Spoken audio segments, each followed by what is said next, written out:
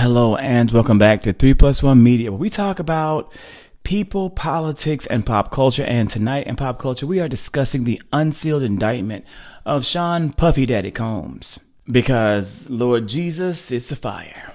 Sean Combs, the music mogul, was arrested Monday in Manhattan, roughly 6 months after federal authorities conducting a sex traffic investigation raided his homes in Los Angeles and Miami. It's the feds, baby. It's the feds. And we know, and when we saw that it was the feds, we knew then that it was not looking good for Brother Love. And it seems to have been looking worse than we thought. Rumors hold that Sean Combs went to New York expecting to be arrested, and the indictment detailing the charges was unsealed on Tuesday morning. And you can read the documents for yourself by going to where I went to. You can go here and you can go here.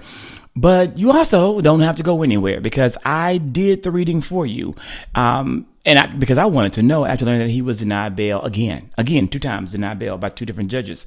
So I was like, I need to stop. I need to find out what in the world is specifically being said in this indictment. To just kind of come in here and say that reading the indictment on the screen was one thing, and it was uncomfortable. But then when recording this video and reading it aloud to you was a lot more uncomfortable. So I want you to bear with me, but I also want to give you maybe a trigger warning that this is difficult to read, and it's going to probably be difficult to hear. The details sketched out, while not exceptionally graphic, are still exceptionally troubling. That this level of abuse, this level of torture happened to people that we know via pop culture, people that we may even care about via pop culture. It just really, it is heartbreaking, for lack of a better word. It's heartbreaking what people have gone through, what people felt they had to go through in order to have a career in an industry that. So all that to say, trigger warning, and you choose to proceed, of course, with caution. It all started with a press conference that announced Damian Williams, the United States Attorney General for the Southern District of New York, and William S. Walker, the acting special agent in charge of the New York Field Office of Homeland Security Investigations, also known as HSI, announced that Sean Combs, aka Puff Daddy, aka Diddy, aka PD, aka Love, was arrested on Monday, September the 16th, and charged in a 3-count indictment, racketeering, conspiracy, sex trafficking, and transportation to engage in prostitution. The indictment recently unsealed alleges that between 2008 and the present, Combs abused, threatened, and coerced women and men and others, and led a racketeering conspiracy that engaged in sex trafficking, forced labor, kidnapping, arson, bribery, and obstruction of justice, among other crimes.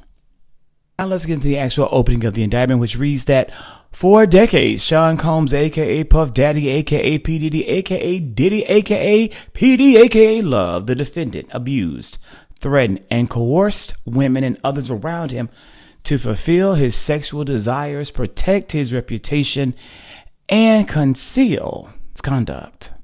To do so, Combs relied on the employees, resources, and influence of the multifaceted business empire that he led and controlled, creating a criminal enterprise whose members and associates engaged in and attempted to engage in, among other crimes, sex trafficking, forced labor, kidnapping, arson, bribery, and obstruction of justice.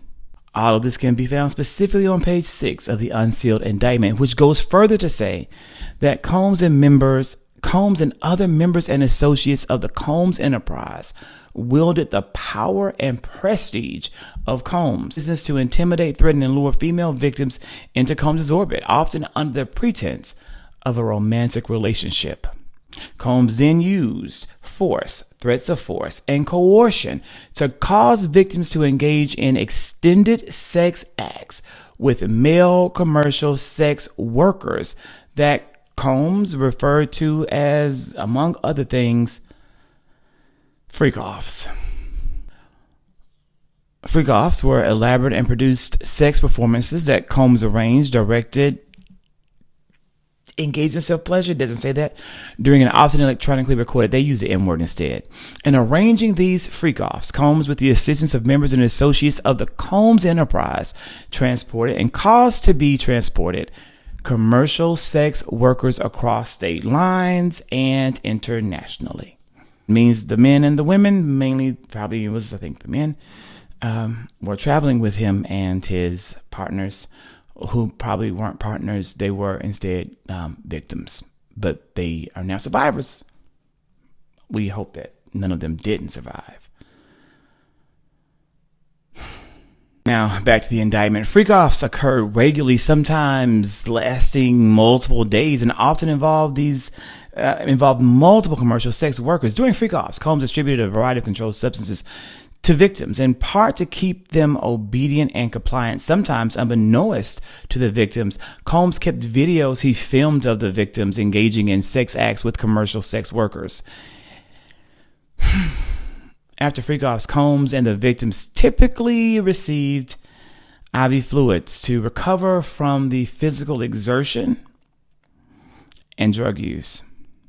Members and associates of the Combs enterprise, including high-ranking supervisors, security staff, household staff, personal assistants, and other Combs business employees, facilitated the freak-offs by, among other things, booking hotel rooms for the freak-offs, stocking the hotel rooms in advance, the required freak-off supplies, including controlled substances, baby oil, lubricant, extra linens, and lighting, cleaning the hotel rooms after the freak-offs to try to mitigate room damage, arranging for travel for victims, commercial sex workers, and Combs to and from freak-offs, resupplying Combs with requested supplies, delivering sums of cash to Combs to pay the commercial sex workers, and scheduling delivery of the IV fluids.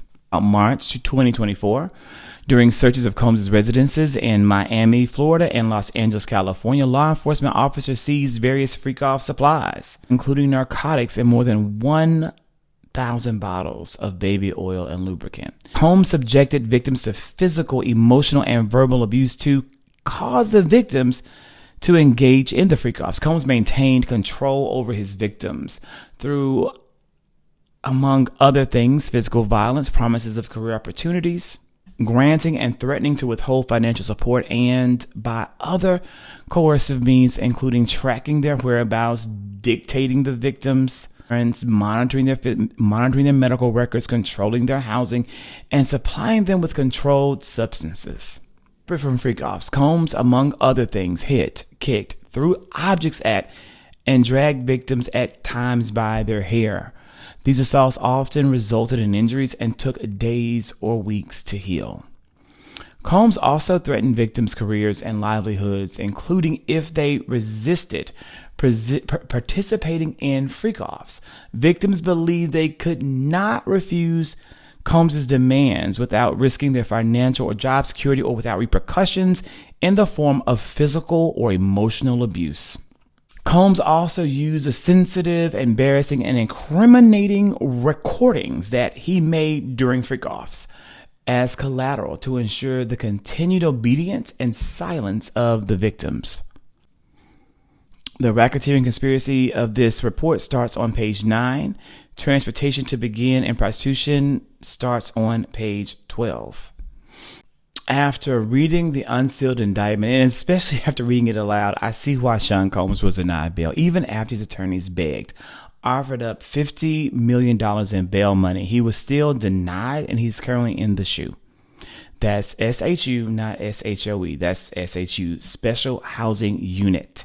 And no, he's not in the Martha Stewart suite. No, ma'am. No, ma'am. This is solitary confinement at the Metropolitan Detention Center in Brooklyn, baby, in Brooklyn. Then this man is 54 years old. Sean Combs is 54 years old, down to the shoe.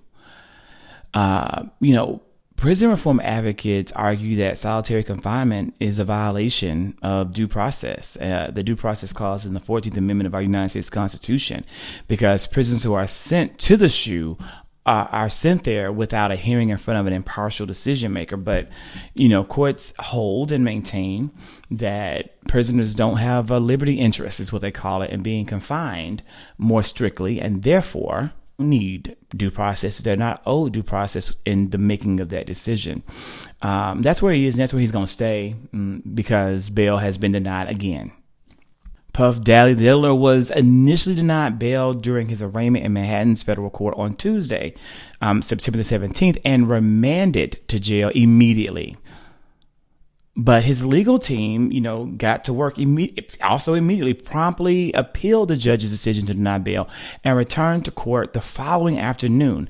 In a September the 17th letter that I was able to find online to the judge, Combs' lawyer described conditions at the Metropolitan Detention Center in Brooklyn as horrific and not fit for pre-trial detention for anyone. And his defense proposed in court on Wednesday that Combs live at home in isolation in Florida with a 24/7 security team that will monitor a pre-approved guest list. He offered to give up any access to his cell phone or internet, and in the words of his lawyer, as stated in the letter, do nothing but prepare for his trial. But on Wednesday, Judge Andrew L. Carter Jr. said that there is no condition or combination of conditions to ensure that Puffy the Daddy would not obstruct justice or tamper with witnesses, and also said he was a flight risk. So, baby, he ain't going nowhere. He ain't going nowhere at all.